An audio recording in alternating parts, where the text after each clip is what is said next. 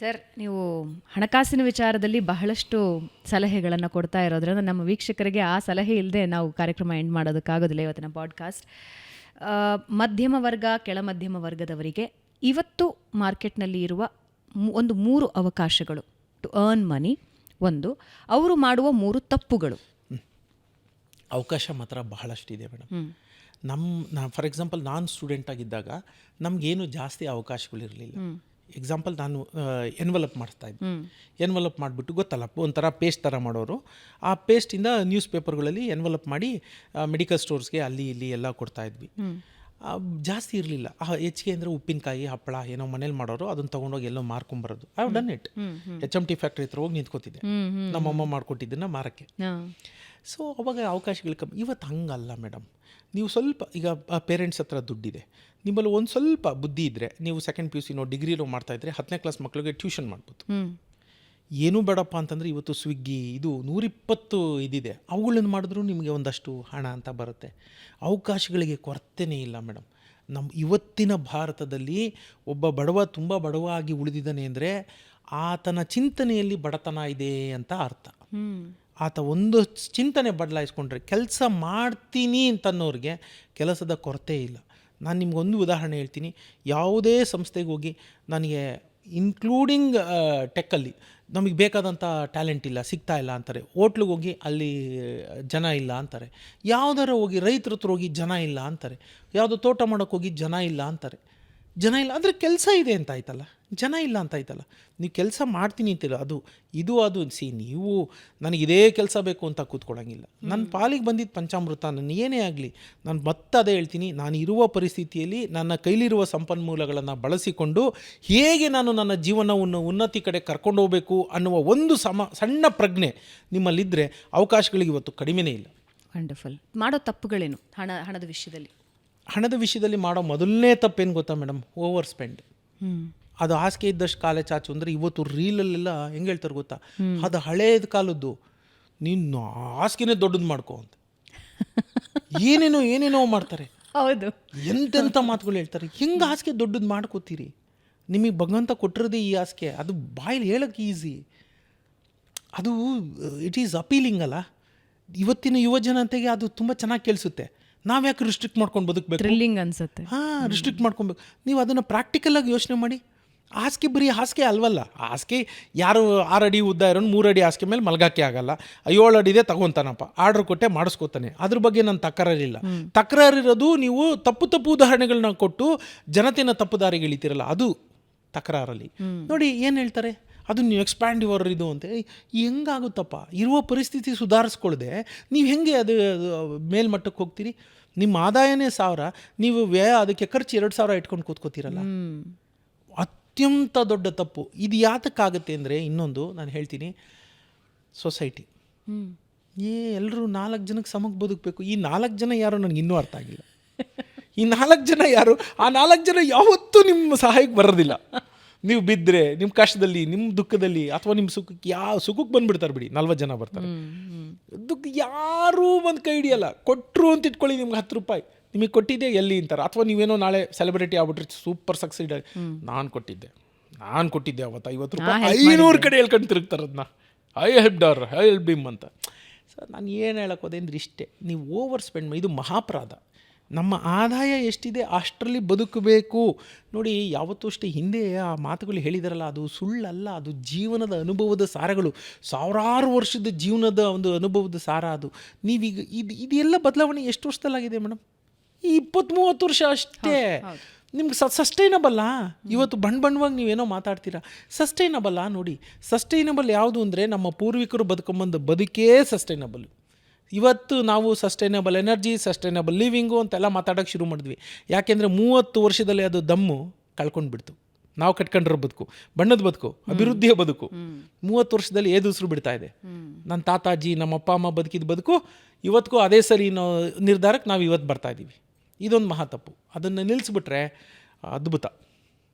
ಮುಕ್ನಡಿ sir, ಯಶಸ್ಸಿನ ಸೂತ್ರ ಅಂತ ಬಹಳ ಜನ ಹೇಳ್ತಾ ಇರ್ತಾರೆ. ಆದರೆ ಏನು ಯಶಸ್ಸಿನ ಸೂತ್ರ ಅನ್ನೋದು ಇವತ್ತರೆಗೂ ಅರ್ಥ ಆಗಿಲ್ಲ ಜನರಿಗೆ. ಹೌದು. ಒಂದು ಲೈನಲ್ಲಿ ಯಶಸ್ಸಿನ ಸೂತ್ರ ಹೇಳ್ಬೋದು. ಯಶಸ್ಸಿನ ಸೂತ್ರ ಪ್ರತಿಯೊಬ್ಬರಿಗೂ ಅದು ಬೇರೆ. ಅದು ಖಂಡಿತ. ಈಗ ನನಗೆ ಆದ ಯಶಸ್ಸಿನ ಸೂತ್ರ ಇನ್ನೊಬ್ರಿಗಾಗುತ್ತೆ. ನಾನೇನೋ ಟೈಮು ಪಾಲಿಸ್ದೆ, ಶಿಸ್ತು ಪಾಲಿಸ್ದೆ, ಕರೆಕ್ಟಾಗಿ ಲೋಕ ಏನು ಅಂದ್ಕೊಳ್ಳುತ್ತೆ ಅನ್ನೋದನ್ನು ಬಿಟ್ಟು ನನ್ನ ಮನಸ್ಸಿಗೆ ಏನನ್ನಿಸ್ತು ಅದನ್ನು ನಾನು ಮಾಡ್ತಾ ಹೋದೆ, ಹಾಗಾಗಿ ಸಿಕ್ತು ನನ್ನ ಯಶಸ್ಸಿನ ಪರಿಭಾಷೆ ನಾನು ಹೇಳ್ಬೋದು. ಅದೆಲ್ರಿಗೂ ವರ್ಕ್ ಆಗುತ್ತಾ? ಖಂಡಿತ ಅದೆಲ್ಲ ಸುಳ್ಳು.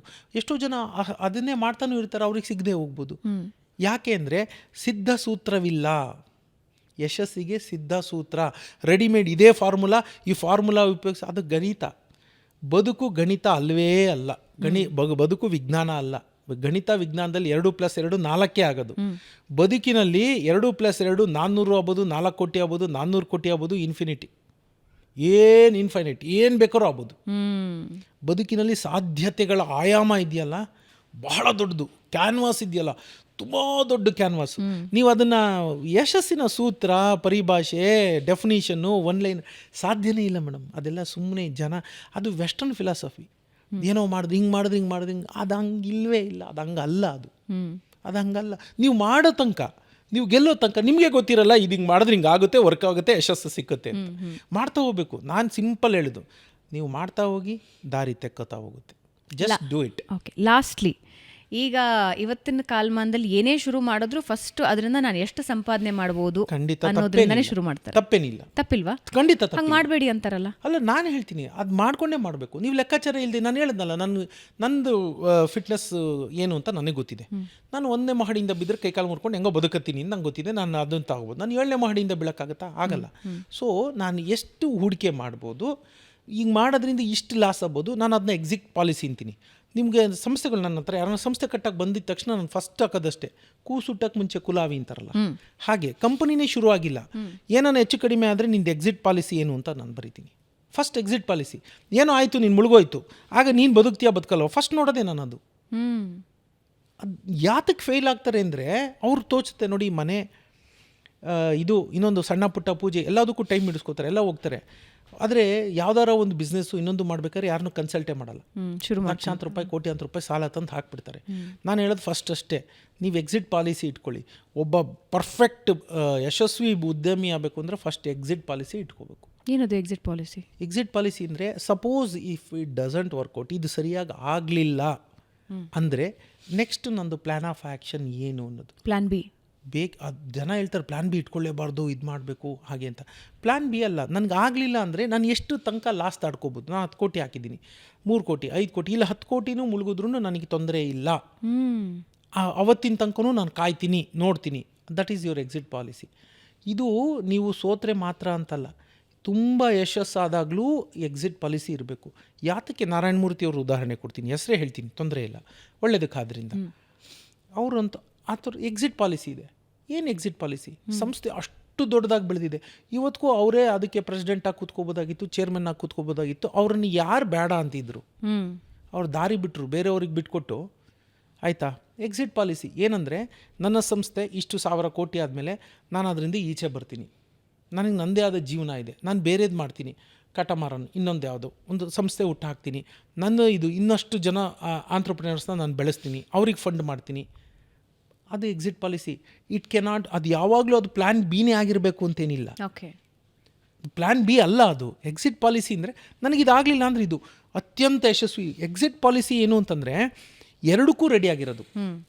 ನೀವು ಅಂದುಕೊಂಡ ಮಟ್ಟದ ಯಶಸ್ಸು ಬಂದಾಗ ಆನಂತರ ಏನು, ವಾಟ್ ನೆಕ್ಸ್ಟ್?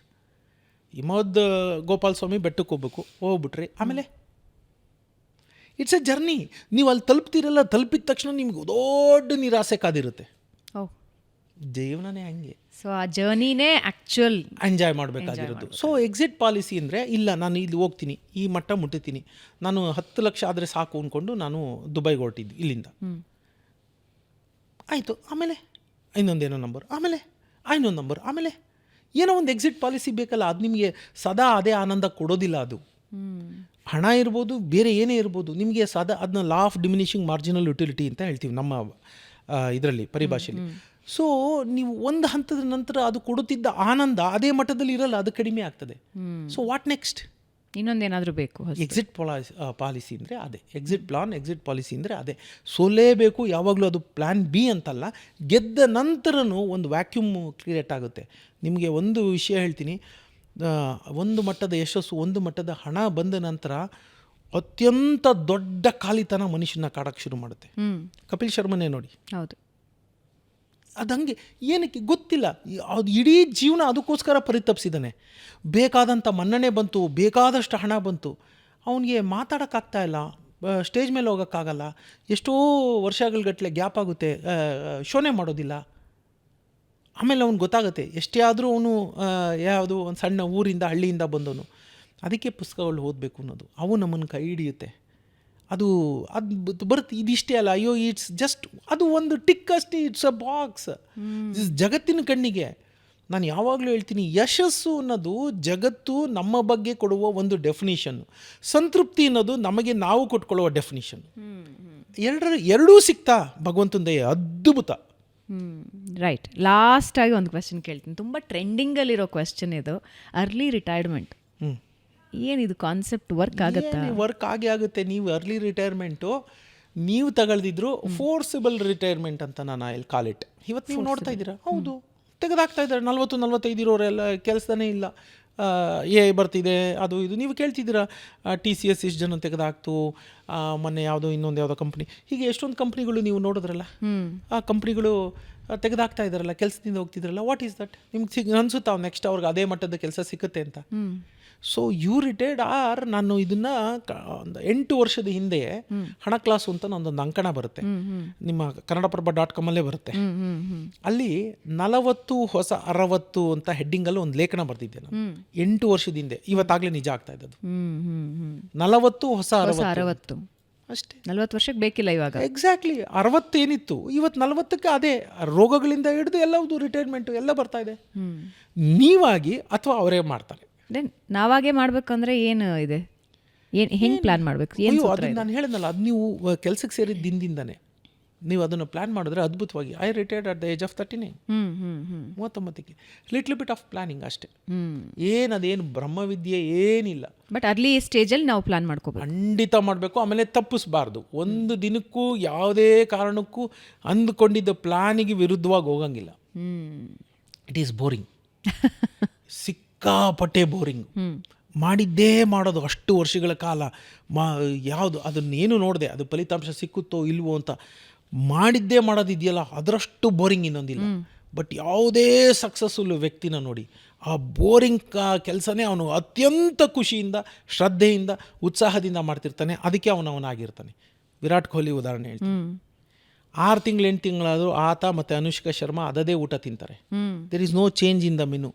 ಈಗ ಎಲ್ಲ ನಮ್ಮಂಥವ್ರಿಗೆ ರಸ್ತೆಯಲ್ಲಿ ಇವತ್ತು ಮಸಾಲೆ ದೋಸೆ, ನಾಳೆ ಪಡ್ಡು, ಅದು ಇದು ಬಾಯಿ ಚಪ್ಪಲ, ಅದು ಇದು ಅಂತ ತಿನ್ಕೊಂಡು ಓಡಾಡೋದು ನೋಡಿ. ಅವ್ನು ಗೊತ್ತು ಫಿಟ್ನೆಸ್ ಎಷ್ಟು ಇಂಪಾರ್ಟೆಂಟ್ ಅಂತ. ತಿನ್ನಲ್ಲ ಅಂದರೆ ತಿನ್ನಲ್ಲ. ಎಷ್ಟು 1000 ಕೋಟಿ ಒಡಿಯ ತಿನ್ನಲ್ಲ ಅಷ್ಟೇ.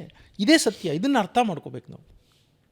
ಥ್ಯಾಂಕ್ ಯು ಸೋ ಮಚ್ ಮುಕ್ನಳ್ಳಿ ಅವರೇ. ಅಂದರೆ ಎಷ್ಟೆಷ್ಟು ವಿಷಯಗಳನ್ನು ಮಾತಾಡಿದಾಗಲೂ ಜೀವನದ ಸರಳ ಸೂತ್ರ ಏನು ಅನ್ನೋದು ಸ್ಪಷ್ಟವಾಗಿ ಏನಿಲ್ಲ. ಇಟ್ ಈಸ್ ನಿಜವಾಗ್ಲೂ ಸರಳವಾಗೇ ಇದೆ. ನಾವು ಕಾಂಪ್ಲಿಕೇಟ್ ಮಾಡ್ಕೊಂಡ್ಬಿಡ್ತೀವಿ. ಅದೇನು ಗೊತ್ತಾ, ಅದಕ್ಕೆ ಇಲ್ಲದ ಡೆಫಿನೇಷನ್. ನೀವು ಯಾಕೆ ಎಲ್ಲದಕ್ಕೂ ಡೆಫಿನೇಷನ್ ಹುಡುಕ್ಬೇಕಾಗಿಲ್ಲ. ಇದ್ದಿದ್ದನ್ನು ಇದ್ದ ಹಾಗೆ ನೀವು ಸ್ವೀಕಾರ ಮಾಡಿಸೋ ಮನೋಭಾವನ ಬೆಳೆಸ್ಕೊಂಬಿಡಿ. 100ರಲ್ಲಿ 90 ಪ್ರಶ್ನೆಗಳು, ಸಮಸ್ಯೆಗಳು ಸತ್ತೋಗ್ಬಿಡುತ್ತವಲ್ಲೇ. Beautiful. Thank you so much. Thank you so much. ಬಹಳ ಖುಷಿ ಆಯಿತು. ಒಂದಷ್ಟು ಜನರಿಗೆ ಒಂದು ದೊಡ್ಡ ಇನ್ಸ್ಪಿರೇಷನ್ ಆಗುತ್ತೆ ಈ podcast. Thank you so much. ಧನ್ಯವಾದ. ಒಳ್ಳೆಯದಾಗಲಿ.